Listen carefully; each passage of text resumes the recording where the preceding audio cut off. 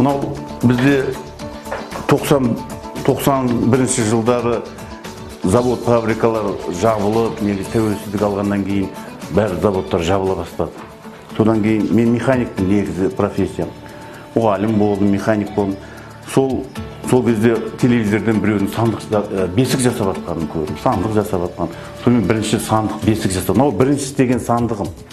Міне бірінші істеген сандығым, сол бірінші темірлермен істеген кезде мен бетін ағашпен ойып жасадым. Бірінші сандық. Сөйтіп 10 сандық жасадым. Бесік жасадым. Кейін өтпейтін заманда, ол кезде өтпейтін еді. Қиын, сату қиын, күн көру керек. Қарасам, базарға барсам, мен күйеу балам Мойынқұмда тұрады. Ер сатып жатыр екен. Қарасам, сол кезде тәуелсіздік кезінде жаңағы басталған кезде көкпар қатып ерге талас. Ол мен қарадым да, мен де шабайын үйретпеді. Бәріне барым, ешкім үйретпеді. Сол Мойынқұмда жаңағы үлкен ұста болған, негізі Кентаудан кезінде 70-ші жылдары сол промкомбинат ашам деп Нұрбеков Әзімбайды көшіріп апарған. Оған үй берген кезінде, бір емес екі үй берген, машина берген, медаль берді. Сөйтіп жаңағыны жұрт қызықты. Мынау ер шапқан қызық екен деп бүкіл Мойынқұм сонда ер тұрман жасады. Сөйтіп промкомбинат ашты. Ол жерде киіз үй ішті. Оны валютаға Монғолияға жіберді. Кейін Монғолиядан қой айдап келетін ол Союздың кезінде. Сондай істеп жүрген, сондай үлкен промкомбинат. Сол жерде үйренген, сол жаңағы Нұрбеков Әзімбай дегені, Мықтыбек деген әйелінің сіңлісінің баласы. Сонда кім болады? Соған барып үйрендім, 6 ай үйрендім. Қиындықпен үйрендім да, сол қиындықпен үйренгенім маған ол содан кейін ер тастап кетуге мүмкіндік бермеді. Ерге қызығушылық, мен бұл өнерді дамытайын деген мақсат болған жоқ ол кезде. Бәрі завод, фабрикалар жабылғаннан кейін бұл күн көріс ретінде үйрендім. Басында күн көріс ретінде осы 20 жыл бойы, 30 жыл бойы ер шауып отырсам, осы мен күн көрісім, осы арқылы үй алдым, үйленіп, бала шағам бағып отырмын. Ал енді қазір 30 жылдан кейін, енді осы мен істеген еңбегім арқасында, мысалы айтайын, қаншама көкпаршылар атақты болды, көкпарға үйренді балдар, 2500 ер шаптым. Мысалы 2500 ер көкпарға арнап шаптым. Одан басқа сәнделген ерлер шаптым. Жаңа сұрағында, орда басына ескерткіш қойғанда 3 президент Қырғызстан, Өзбекстан, Қазақстан президенттеріне сонда менің ерімді сыйлаған. Художниктер арғай сәндеді, мен сүйегім мен істеген. Одан басқа бәйтерек ашылғанда 2004 жыл, 2005 жыл ашыл, бірақ 2004 жыл бүкіл Қазақстан бойынша осы ердің тендер сияқты болды. Сонда менің ерім сол бәйтерекке алып қойды. Премьер-министр канцеляриясының бастығы сол жерді алды. Одан басқа сатып алды ғой ақшасына, күміс ерді. Одан басқа Ілияс Жансүгіровтің жаңағы құлагердің ері деп Талдықорғанға Ілияс Жансүгіров музейіне қойды. Бірінші жаңағы поэмасын жазған құлагер туралы. Ал енді қазіргі заманда өзің айтпақшы, бұған дүние жүзі, қырғыз бен қазақ, өзбек қана емес, түркмен де, Россия, Монғолия, көшпенділер жарысы болады жылда. Биыл енді болмай тұр. Жылда көшпенділер жарысында көкпарда болады, аударыспақ, басқа жаңағыдай садақ ату, теңге алу, соның бәрі ердің үстінде істелінеді. Қазір келіп үйренім десе одан қуана қашамас қой. Мен соны айтып отырмын. Кезінде өзім бар біреуге құл ретінде сиыр сатып әперіп, огородын 6 ай егіп, көктемде күзге дейін соның жемісін әперіп, күнде 1 сағат шотыстатынға ұзасынға өмір бақи, 30 жыл бойы соған дұға жасап келеді. Үйренсе, қазақтың бұл өнері өшіп жатыр. Оған өкімет көңіл бөлсе, мен өзімнен басқа өкімет deyіп, өкімет қалай көңіл бөледі? Анау любой жаңа колледждердің біреуіне бір факультет ашса ма, ер туралы. Мынандай ашса, үйренсе, үйге кеп үйренбесе мысалы. Ал ертең осы өнеріміз қазақ мақтанамыз жаңа. Бізде бүкіл дүние жүзінде ең көп ер шыққан ердің түрі Қазақстанда 20-дан көп түрі бар дейміз. Ал соны көрсет десе, біз көрсетеміз, біз мақтанғанда жазғанда қатырамыз. Ал көрсет десе, соны өкімет үй алып қалмасын деп, мен 20 түрін жасап жатырмын. Сол сияқтында өнерде қолмен істелген нәрсе, қолмен шын көңіл мынаны істеп отырған кезде бүкіл анау дүниенің ішкі сезіміңді ата бабаның қанымен, мысалы, не деп айтсам болады, осының бәрі осыған беріліп отырады да. Бұл осы ертең осы атқа, әшейін анау штамппен жасалған ер тұрман емес, мынау ер тұрман атып отырған кезде мынау күш береді бір себебіне. Мысалға, ерді айтқанда, мысалы жаңағы студентті дайындаған сияқты. сондай күш береді да. Сондай рухтың мықтылығы.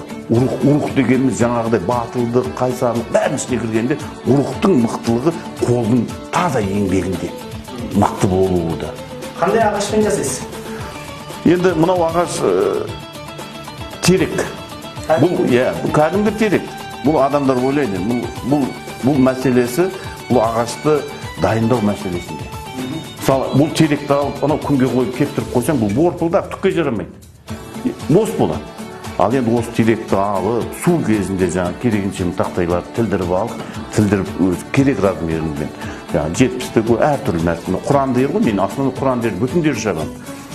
Мына құрандер мықтырақ болады. Соны алып, көлеңкеге, қараңғы жерге, сквозняк болмайтын жерге кептіресің. 1 жыл, 2 жыл. Сол кезде мынау кәдімгідей таң деп, мынаған шот, мынамен шотпен шауып, мына шот өткір, пышақтай. Мен сол қанша күшпен ұрам. Күшпен ұруым керек. Міне. Оның қаттылығы сондай, мына шеге кіргенде, мына шегені суырып аламайды. Ол ағаштың дайындалуында мәселе. Мынау жаңғақ қатты ағаш. Ал егер осы күнде кексе, жаңғақ борпылдап түкке жарамайды. Өзің байқайсың ғой, жаңғақта қурап түскен кезінде. Ал енді жаңғақ соны көлеңке қойып қойсаң, оның ішіне шеге өткізе алмайсың. Баптауында. Бұл ағаштың баптауында. Мысалы, бірақ енді ағаштың өзінің түрлері болады. Мысалы, сасна деген ағаш қарағай.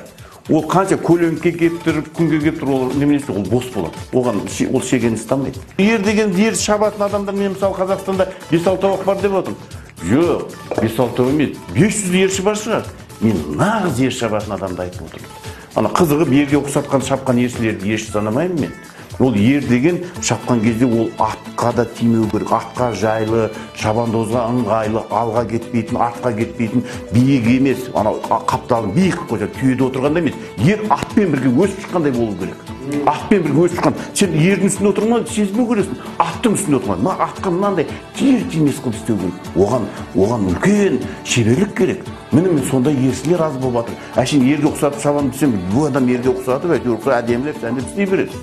Ершіліктің ұсталық. Бұл бүкіл өнердің ішінде мен өзім мақтағаным емес. Мен бүкіл атам заманнан келе жатқан ершілерді мақтағым келеді. Кезінде негізі бүкіл осы 1 ғасыр бұрын айтайыншы. Адам заттың бәрі атқа мініп жүрген. Бай да, кедей де, патша да, қара да, бәрі атқа жүрген. Сонда ердің қадірі болған. Сондықтан мақалдар шыққан, жаңа атын сатсаң сат, ерін сатпа, осындай, бәрі мақалдарында тосқан. Сен өмір бақи атта жауға шапса да, ел қорғаса да, спорттық ойындар ойнаса да, тойға барса да, мал бақса да, атпен жүрген. Енді біздің оңтүстік Қазақстанның ері основной білетін біреулер немене үйсінер деп айтып қояды. Әртүрлі халық арасында әртүрлі атау бар. Біреу үйсінер дейді, біреу жаңа қазақы ер деп қояды, біреу оңтүстіктің ер деп қояды, біреу Төле бидің ер деп қояды, Төле би осы ерге мінген деп қояды. Мына Төле би туралы, Төле би бабамыздың би болып билік кезінде бір күшті, енді ол еш жерде кітап жазылмаған, жаңа мен ұстазым айтып берген бір қысқа 1 минуттық несі бар еді. Жаңа екі елдің 20-30 адам бір ерді осылай ұстап алған, тоқымыш нәрсесі жоқ. Бәрі билерге барып шығады. Таласады да, мен ерім, екі ерім. Сонда ең соңында Төле биге келеді, осы ерді шешіп бер. Дауын. Кімдікі екен. Сонда Төле би алдына қойып, ерді әкеп алып, ерді қарап тұрады да, қапталың қайың, қасың тал, әлменбет шапқан бір ерсің. 2 талға жан берсең, кешікпей-ақ өлерсің дейді. Мен екі елдің келген жаңа басшылары бар. Рахмет, сіздің шешіміңізді біз қабыл алдық. Ол дейді, үйден шығып кетеді. Далаға шыққаннан кейін артына еріп жүрген нөкерлер жаңағы 20-30. Мен кім алдым? Түккісін не ол? Қапталың қалың, қасың тал, әлменбет шапқан бір ерсің. 2 талға жан берсең, кешіп. Сонда кімдікі болды? Не айтты ол дейді, түсінбейді.